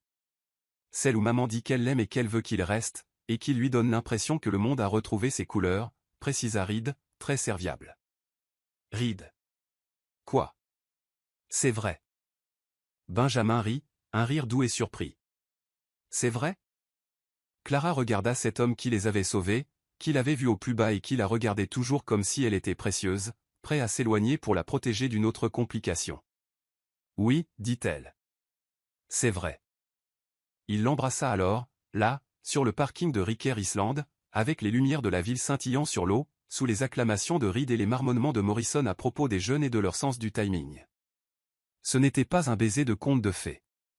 C'était mieux. C'était réel, compliqué, imparfait, et absolument juste. Reste, murmura Clara contre ses lèvres. S'il te plaît, reste. J'ai déjà refusé le poste au FBI, admit Benjamin. Cet après-midi. Je ne pouvais pas partir, pas quand tout ce que je désire est ici. Dégueu, commenta Reed, mais il souriait. Mais aussi, enfin. Alors qu'il roulait vers Manhattan, Clara tenait la main de Benjamin sur la banquette arrière, tandis que Reed criblait Morrison de questions sur les précédents juridiques concernant la récupération d'actifs cachés dans des coffres-forts. La ville défilait, vibrante de possibilités. Demain, elle récupérerait les dossiers de sa mère, apprendrait toute la vérité sur ses parents, continuerait de reconstruire la fondation pour en faire quelque chose de digne. Il y aurait de la douleur dans ses découvertes, des complications, des vérités difficiles. Mais ce soir, elle était une femme qui avait été embrassée sur le parking d'une prison par un homme qui la voyait vraiment, dont le fils était en sécurité, brillant et libre, et dont la vie lui appartenait enfin. Ce n'était pas la fin qu'elle avait imaginée à 4 ans, orpheline de mère, ni à 18 ans, fraîchement piégée. C'était mieux. C'était réel. Chapitre 8, le procès commence. Le tribunal du comté de New York se dressait tel une forteresse de justice contre le ciel de Mars, ses colonnes capturant la faible lumière printanière. Clara gravit les marches avec Reed d'un côté et Benjamin de l'autre, leur présence la stabilisant face à la foule de journalistes hurlant leurs questions. « Madame Cole, que ressentez-vous à l'idée d'affronter votre mari au tribunal ? Clara, est-il vrai qu'Iris Penn a tué 3 maris ? Reed va-t-il témoigner contre son père ? » La main de Benjamin trouva le creux de ses reins, la guidant à travers le chaos. Droit devant. Ne réponds pas. À l'intérieur, le tribunal bourdonnait d'anticipation. Le procès de Grant Cole et Iris Penn était devenu l'affaire la plus suivie de New York, une histoire d'avidité et de trahison à laquelle les tabloïds ne pouvaient résister. Un meurtre mondain, avait titré le Post. La veuve noire de l'Upper East Side, selon le Times. La salle d'audience 318 était comble. Clara reconnut la moitié de l'élite de Manhattan venue assister à la chute de 2 des leurs, ou peut-être, pensa-t-elle avec cynisme, pour s'assurer que leurs propres secrets ne seraient pas exposés au passage. Grant était assis à la table de la défense, ses cheveux argentés toujours parfaits, son costume immaculé. La prison n'avait pas diminué son arrogance. Au contraire, elle l'avait cristallisé en quelque chose de plus dur, de plus dangereux. Ses yeux trouvèrent Clara à travers la pièce, et ses lèvres s'incurvèrent en ce sourire qui l'avait autrefois fait se sentir spécial, puis piégé, et qui ne lui inspirait plus rien du tout aujourd'hui. Iris était assise séparément, son avocat ayant réussi à obtenir des procès disjoints. Elle portait une robe bleu marine conservatrice, les cheveux tirés en arrière, jouant le rôle de la veuve éplorée plutôt que celui de la veuve noire. Mais Clara voyait le calcul dans chaque geste, la performance dans chaque expression. « Levez-vous pour l'honorable juge Patricia Williams. » La juge Williams était le coup de maître de Morrison, une femme noire qui avait grandi à Harlem, financé ses études de droit, et qui n'avait aucune patience pour les privilégiés détruisant des vies par sport. Les avocats de Grant avaient tenté de la faire récuser. Ils avaient échoué. « Asseyez-vous. » La juge Williams balaya la salle d'un regard perçant. « Avant de commencer, je veux que les choses soient claires. Cette salle d'audience maintiendra le décorum. Au moindre éclat, à la moindre tentative de transformer ceci en spectacle, je ferai évacuer la galerie. Maître Morrison, l'accusation est-elle prête ? Morrison se leva, 81 ans, mais irradiant l'énergie d'un homme de la moitié de son âge. Nous le sommes, votre honneur. Maître Ashford, la défense est-elle prête ? Lawrence Ashford, l'avocat de Grant, le même homme qui avait été au Meridian Club pour planifier l'internement de Clara, se leva avec une réticence évidente. Il avait tenté de se retirer de l'affaire en apprenant qu'il avait été enregistré, mais Grant l'avait menacé d'exposer ses propres crimes. Nous le sommes, votre honneur. Alors commençons. Maître Morrison, votre déclaration liminaire.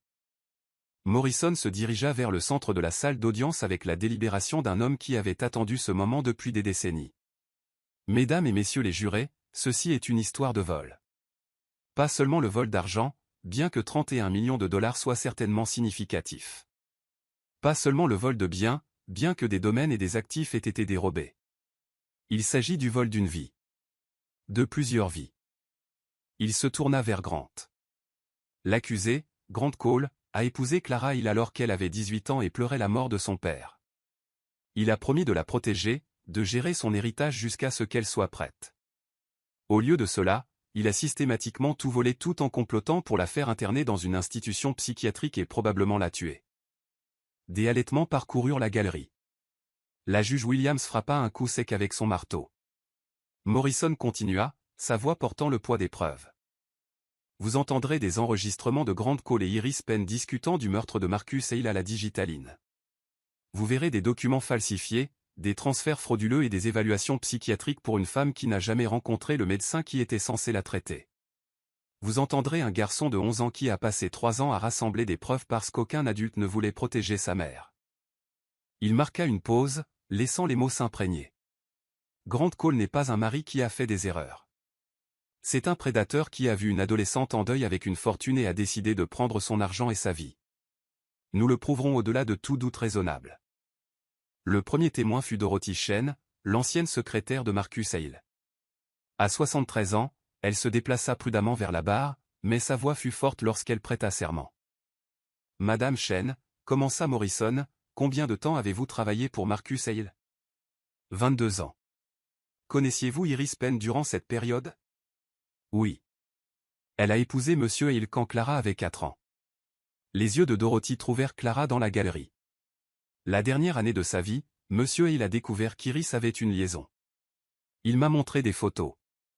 Iris avec un homme plus jeune. Cet homme était Grant Cole. La salle d'audience explosa. La juge Williams réclama l'ordre. Monsieur Hale prévoyait de divorcer d'Iris et de changer son testament. Il est mort 2 semaines plus tard. Morrison versa l'agenda aux preuves, puis diffusa un enregistrement que Dorothy avait fait du dernier appel de Marcus. La voix de Marcus Hale remplit la salle, chaleureuse et inquiète. Dorothy, s'il m'arrive quelque chose, protège Clara. Iris est un poison, et je crois qu'elle sait que je vais la quitter. Promets-moi que tu protégeras ma fille. Clara ferma les yeux en entendant la voix de son père après toutes ces années. La main de Reed trouva la sienne, la serrant fort. Mais ce fut le 2e jour qui détruisit la défense de Grant. L'accusation appelle Reed et il à la barre. Reed marcha vers la barre avec un calme remarquable pour un enfant de 11 ans. Il portait son uniforme scolaire, paraissant jeune et vulnérable, mais son regard était stable lorsqu'il prêta serment. Reed, dit doucement Morrison, je sais que c'est difficile. Peux-tu nous dire quand tu as réalisé pour la première fois que quelque chose n'allait pas chez toi ? Quand j'avais 8 ans, j'ai vu mon père, Grant, mettre quelque chose dans le thé de ma mère. Elle est devenue très somnolente et confuse. Plus tard, j'ai trouvé le flacon. C'était du Xanax, prescrit à son nom, mais elle ne savait pas qu'elle en prenait. Objection. Hurla Ashford. Le témoin est un enfant. Un enfant qui a tout documenté, l'interrompit Reed, sa voix claire. J'ai des photos des pilules, des ordonnances, et même une vidéo de Grant les mettant dans sa nourriture. La juge Williams se pencha en avant. Vous avez une vidéo ? Oui, votre honneur.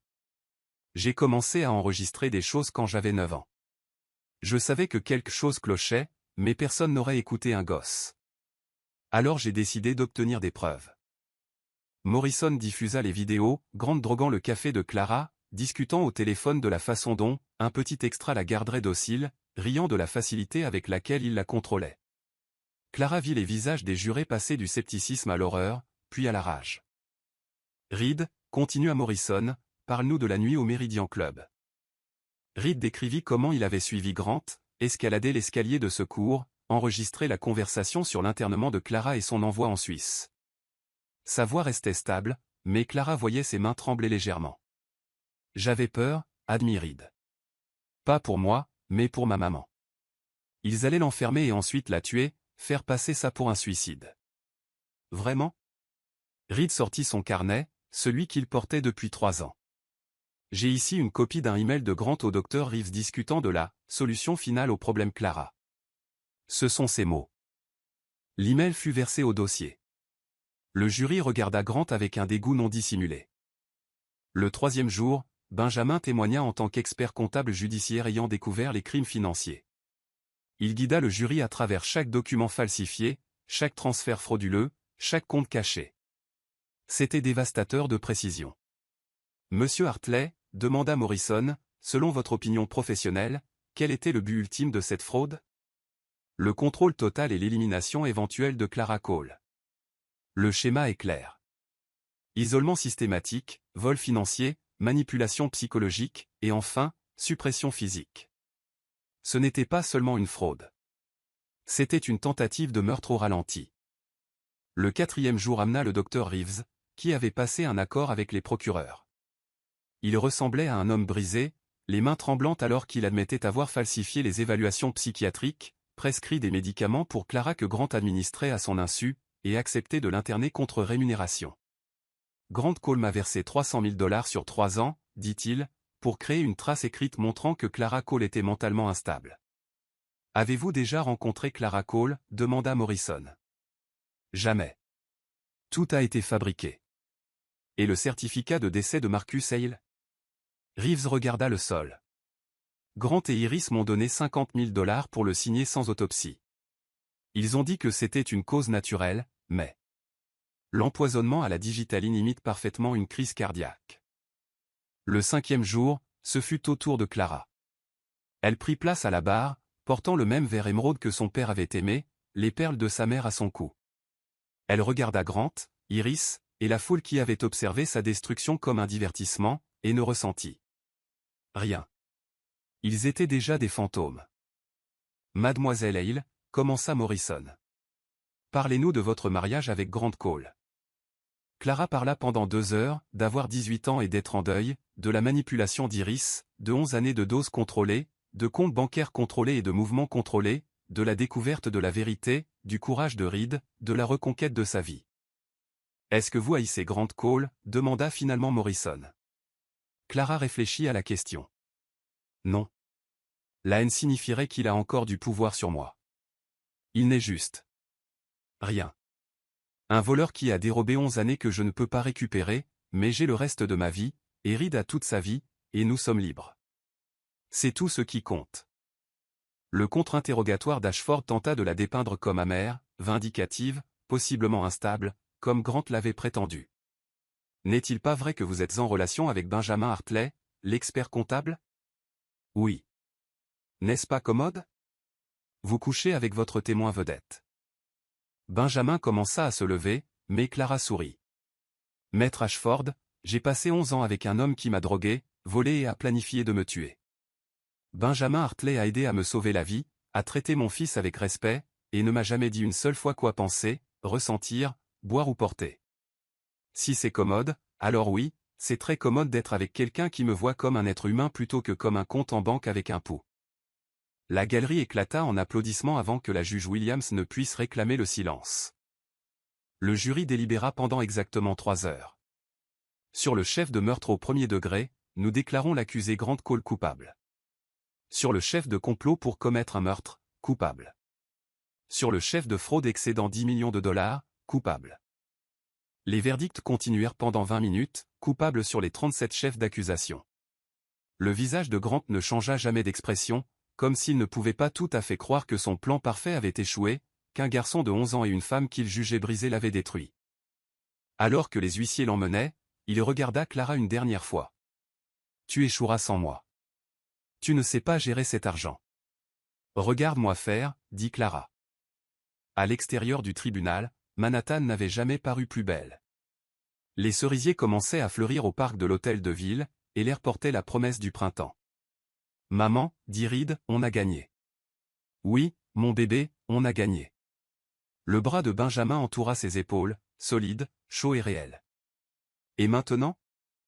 Clara regarda son fils, l'homme qu'elle aimait, et la ville qui avait été sa prison et était maintenant son royaume. Maintenant, nous vivons. Et le mois prochain, nous en finissons avec Iris. Chapitre 9, le témoignage de Reed au procès d'Iris. Le matin où Reed et il devaient témoigner au procès d'Iris Penn, Manhattan s'éveilla sous une neige d'avril hors de saison, comme si la nature elle-même voulait recouvrir de blanc les vérités hideuses sur le point d'être révélées. Clara se tenait à la porte de la chambre de Reed, le regardant nouer sa cravate avec la précision de quelqu'un de 3 fois son âge. Il avait grandi de 5 centimètres depuis la condamnation de Grant, comme si le fait de retirer ce poids lui avait littéralement permis de s'étendre. « Tu n'es pas obligé de faire ça, dit-elle pour la 100e fois. Les mains de Reed ne marquèrent aucune pause. Si, je le dois.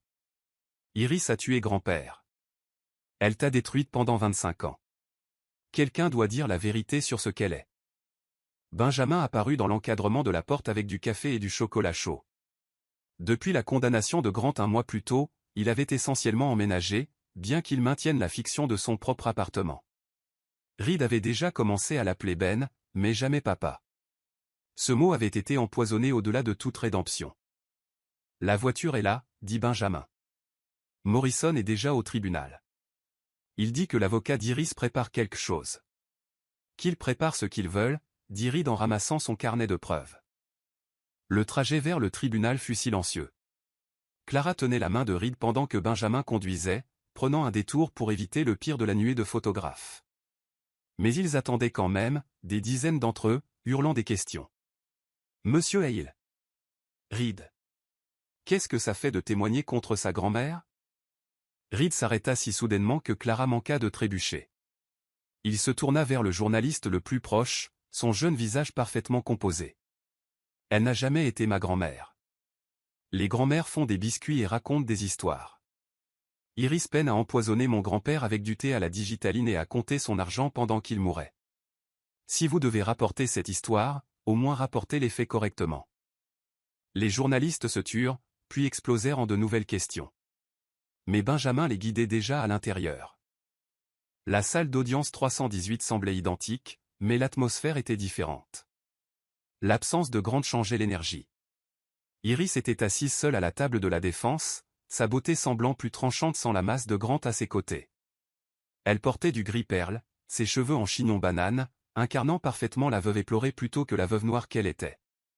Son avocat était nouveau, Jameson Clark, connu pour obtenir des peines réduites pour des clients coupables grâce à la manipulation du jury. Levez-vous pour la juge Patricia Williams. La même juge, Dieu merci. Elle avait percé Grant à jour. Elle percerait Iris à jour. Maître Morrison, l'accusation est-elle prête à poursuivre? Nous le sommes, votre honneur. Nous appelons Reed Hale à la barre. Reed marcha vers la barre des témoins avec son carnet, son téléphone et un petit journal en cuir que Clara ne reconnut pas. Ayant déjà prêté serment lors du procès de Grant, il s'assit simplement, ajusta le micro et attendit. Reed, commença Morrison, tu as témoigné au procès de Grant Cole sur le complot entre lui et Iris Penn. Aujourd'hui, je veux me concentrer spécifiquement sur le rôle d'Iris Penn. Peux-tu nous dire quand tu as réalisé pour la première fois qu'elle était dangereuse? Reed ouvrit son carnet. Le 15 décembre, il y a 3 ans. J'avais 8 ans. Je l'ai entendue au téléphone dans le jardin. Elle a dit, Marcus a été plus facile à tuer que mon premier mari. Au moins, Marcus me faisait confiance. Elle riait. L'avocat d'Iris objecta immédiatement. Oui dire, votre honneur. Ce n'est pas du oui dire si j'ai l'enregistrement, dit calmement Reed en sortant son téléphone. Morrison sourit. Votre honneur, nous aimerions verser aux preuves le fichier audio 37B, enregistré par Reed Hale le 15 décembre, il y a 3 ans. L'enregistrement résonna dans les haut-parleurs du tribunal. La voix d'Iris était claire et amusée. Marcus a été plus facile à tuer que mon premier mari. Au moins, Marcus me faisait confiance. Richard a lutté contre la digitaline, il a fallu 3 doses avant que son cœur ne s'arrête. Marcus n'a eu besoin que d'une dose dans son thé du soir. Le jury parut horrifié. Plusieurs personnes dans la galerie étouffèrent un cri. Reed, continua Morrison. Quand as-tu commencé à enregistrer Iris Penn? Après avoir entendu cet appel. J'ai économisé mon argent de poche pendant 3 mois pour acheter des appareils d'enregistrement. Je savais que personne ne croirait un enfant de 8 ans sans preuve. Et qu'as-tu découvert? Reed ouvrit le journal en cuir. C'était à mon grand-père, caché dans la cave à vin. Iris ne connaissait pas son existence. Il commença à lire. 2 mars, l'année de sa mort. Iris m'empoisonne. Je peux le sentir. La faiblesse. Les douleurs thoraciques. Exactement comme les symptômes de son premier mari. J'ai changé mon testament en secret. Si je meurs, enquêtez sur elle. Objection. Clark s'était levé. Ce journal n'a pas été authentifié. Je peux l'authentifier, lança Dorothy Chen depuis la galerie. C'est l'écriture de Marcus. Je l'ai vu tous les jours pendant 22 ans. La juge Williams hocha la tête. Je l'autorise. Reed continua de lire des entrées, chacune plus accablante que la précédente. Marcus avait découvert la liaison d'Iris avec Grant, la mort suspecte de son premier mari, et même des preuves qu'elle avait tué un petit ami à l'université. Maquillée en suicide. C'est une tueuse en série, dit simplement Reed. Elle cible des hommes riches, les épouse, puis les tue une fois l'héritage sécurisé. C'est une accusation grave, dit Morrison. Ce n'est pas une accusation. C'est un schéma. Reed sortit un graphique qu'il avait réalisé. 4 hommes morts, tous riches. Tous morts de problèmes cardiaques dans les 2 ans suivant leur mariage avec Iris Penn. Richesse héritée combinée, environ 73 millions de dollars. La salle d'audience était silencieuse. Le contre-interrogatoire de Clark fut vicieux, même pour un avocat de la défense s'attaquant à un enfant. Tu détestes Iris Penn, n'est-ce pas? Je ne la déteste pas. Je la comprends. Qu'est-ce que cela signifie? Reed regarda Iris droit dans les yeux. Elle a été brisée jeune, comme ma maman. Mais au lieu de survivre à cela, elle a laissé cela faire d'elle un monstre. Elle a décidé que si le monde la blessait, elle blesserait le monde en retour, un mari mort à la fois. Tu as 11 ans. Tu ne peux pas comprendre. Je comprends le meurtre, l'interrompit Reed. Je comprends le vol. Je comprends qu'elle a regardé ma mère de 4 ans et a vu une autre victime à créer, une autre vie à détruire. Je comprends qu'elle aurait tué ma mère aussi, finalement, après lui avoir soutiré le moindre centime. Clark tenta une autre approche. Ta mère est en relation avec Benjamin Hartley, exact? Oui. Et tu l'aimes bien? C'est le premier homme adulte dans ma vie qui ne m'a jamais menti. Ne veux-tu pas une figure paternelle? Reed rit, un rire sec et amer. J'ai eu une figure paternelle. Il a drogué ma mère et comploté son meurtre. J'ai eu une figure de grand-père, mais Iris l'a empoisonné quand j'étais bébé. Je n'ai pas besoin d'une figure paternelle. J'ai besoin d'adultes qui ne commettent pas de crimes. Plus de questions, dit Clark, vaincu.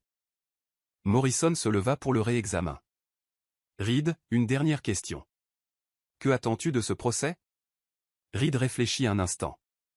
Je veux que justice soit faite pour mon grand-père. Je veux que ma mère ait la paix. Et je veux qu'Iris Penn ne blesse plus jamais une autre famille. En descendant de la barre, Reed fit quelque chose d'inattendu. Il marcha vers la table de la défense et plaça une photo devant Iris, Clara à 4 ans, la veille de l'arrivée d'Iris, souriante et innocente. C'est elle que tu as détruite, dit-il doucement. Une petite fille qui venait de perdre sa mère. J'espère que tu verras son visage chaque jour pour le reste de ta vie. Iris, pour la première fois dans les 2 procès, montra une émotion réelle. Son visage se froissa juste un instant avant que le masque ne revienne. Mais le jury l'avait vu. La fissure dans la façade, l'aperçu du monstre en dessous. Le reste du procès se déroula rapidement. Plus de preuves, plus d'enregistrements, des experts financiers montrant comment Iris s'était systématiquement préparée à tout voler à Clara dès le jour où elle avait épousé Marcus. Mais c'était le témoignage de Reed que les journaux citeraient, le graphique de Reed qui serait reproduit dans chaque article. La dignité tranquille de Reed dont on se souviendrait. Le verdict tomba un jeudi après-midi. Coupable sur tous les chefs d'accusation. Meurtre au premier degré. Complot, fraude, vol. Réclusion à perpétuité sans possibilité de libération conditionnelle. Alors que les huissiers emmenaient Iris, elle se retourna vers Clara et Reed. Je suis désolée, dit-elle, et pour une fois, c'était peut-être vrai. Je sais, répondit Clara, mais ça ne change rien. À l'extérieur du tribunal, Reed se tenait entre Clara et Benjamin, face au mur de journalistes. Monsieur Hale, que ressentez-vous d'avoir obtenu justice? Reed considéra la question. Ça ne ramène pas mon grand-père. Ça ne rend pas à ma mère 25 ans de sa vie. Ça n'efface pas ce qu'ils ont fait. Mais ça y met fin. Et y mettre fin signifie que nous pouvons commencer. Commencer quoi? Reed sourit, le premier vrai sourire que quiconque avait vu de lui en public. À vivre. Juste vivre. Cette nuit-là, Clara trouva Reed dans sa chambre. Le carnet de preuves était enfin fermé. Ses graphiques et enregistrements étaient rangés dans des cartons pour que les procureurs les archivent. C'est fini, dit-elle. Les procès sont finis, corrigea Reed. Le reste ne fait que commencer. Clara s'assit à côté de lui. Tu vas bien? J'ai 11 ans, et je viens d'envoyer 2 personnes en prison pour le reste de leur vie. Ils se sont envoyés eux-mêmes en prison. Tu as juste veillé à ce qu'ils y arrivent. Reed s'appuya contre elle. Maman. Je veux changer mon nom légalement. Pas juste reprendre Hale. Je veux un nouveau deuxième prénom. Quel nom? Marcus. Reed Marcus Hale, pour grand-père. Clara embrassa le sommet de sa tête. Il serait si fier de toi. Je sais, dit doucement Reed. Mais j'aurais aimé pouvoir le sauver lui aussi. Chapitre X, Justice et amour. 6 mois après la fin des procès, Clara se tenait dans le grand hall du musée, regardant son fils apprendre à un groupe d'enfants à lire le braille, aux côtés de l'homme qui les avait sauvés tous les deux. La nouvelle initiative de la Fondation, Éducation artistique pour enfants malvoyants, avait été l'idée de Reed, mais c'était Benjamin qui l'avait concrétisée, utilisant ses connexions dans la communauté du handicap pour trouver des enseignants, développer des programmes, créer quelque chose de beau à partir des cendres. Maman. Appela Reed, le visage rayonnant de joie. Mira vient de lire sa première phrase complète en braille. Clara les rejoignit, regardant la petite fille rayonner de fierté. La main de Benjamin trouva automatiquement celle de Clara, et elle sentit cette chaleur familière se répandre dans sa poitrine. La voix de Morrison les interrompit. Clara, Reed, puis-je vous dire un mot? Ils suivirent le vieil avocat jusqu'au bureau de Clara, anciennement celui de Grant, désormais rempli des livres de son père et des photos de sa mère. Qu'est-ce qui ne va pas? Demanda Clara. Rien ne va mal. En fait, quelque chose est très juste. Morrison sortit une épaisse enveloppe. Iris Penn est morte hier. Clara ne ressentit rien, puis tout, puis rien à nouveau. Comment? Crise cardiaque. Naturel, vérifié. L'ironie ne m'échappe pas. Morrison lui tendit l'enveloppe. Elle vous a laissé ceci. Clara ouvrit l'enveloppe d'une main ferme. À l'intérieur se trouvait une lettre et une petite clé. Clara, au moment où tu liras ceci, je serai morte. Ton fils avait raison. J'ai été brisée jeune. Ma mère m'a vendue à mon premier mari quand j'avais 15 ans. Quand je l'ai empoisonné 3 ans plus tard, je n'ai ressenti que du soulagement. Je ne demande pas le pardon, mais je veux que tu saches que, à ma façon tordue, je t'aimais. Tu étais la fille que je n'ai jamais eue. Je t'ai détruite en essayant de t'empêcher de devenir comme moi. La clé ouvre un box de stockage dans le Queens. Tout ce que j'ai volé, tout ce qui appartenait à ta mère et que j'ai caché, tout ce qui était à ton père et que Grant ignorait. Tout est là. Ton fils est remarquable. Protège-le. Il va changer le monde. Ne deviens pas comme moi. Souviens-toi de moi comme d'un avertissement. Iris. Le box de stockage fut comme entrer dans l'enfance de Clara. Les bijoux de sa mère, sa robe de mariée, les éditions originales de son père, des photos, des vidéos de famille, même les vêtements de bébé de Clara. Elle a tout gardé, dit Benjamin, stupéfait. Elle a tout volé, corrigea Reed, mais au moins elle l'a préservé. Ce soir-là, alors qu'il triait les cartons, Reed dit soudain, vous devriez vous marier. Clara et Benjamin se figèrent tous les deux. Reed. Commença Clara. Je suis sérieux. Vous vous aimez. Rendez ça officiel. Benjamin se leva, s'approcha de Clara et mit un genou à terre. Il a raison. Il sortit une petite boîte. Je porte ça sur moi depuis 2 mois. Clara Hale, veux-tu m'épouser? La bague était simple, un saphir entouré de diamants. C'était à ma grand-mère, dit Benjamin. Elle était institutrice, mariée à un bibliothécaire. Il n'avait pas d'argent mais 57 ans de bonheur. Dis oui, maman. Dis oui au bonheur. Clara regarda Benjamin, cet homme bon qui était apparu dans leur moment le plus sombre et avait apporté la lumière. Oui, dit-elle. Oui au bonheur. Le mariage fut petit, juste Morrison, Dorothy Chen, Reed et quelques amis de Benjamin. Clara portait la robe de sa mère. Reed était le témoin et fit un discours qui fit pleurer tout le monde. Ma mère avait 4 ans quand elle a perdu sa première mère, 18 ans quand elle a perdu son père, 29 ans quand elle s'est perdue elle-même. Mais elle en a 30 maintenant, et elle a tout trouvé, elle-même, la justice et l'amour. Benjamin n'est pas mon père. J'en ai eu un, et il était terrible. Mais Ben et ma famille, et c'est mieux. Alors que Clara et Benjamin dansaient leur première danse, Reed joua du piano. Pas une chanson triste, mais quelque chose de brillant, plein d'espoir et de renouveau. Grant mourait en prison 15 ans plus tard, seul. Iris était déjà partie. Mais Clara, Benjamin et Reed étaient vivants, ensemble et libres. Et finalement, c'était la seule justice qui comptait. Fin.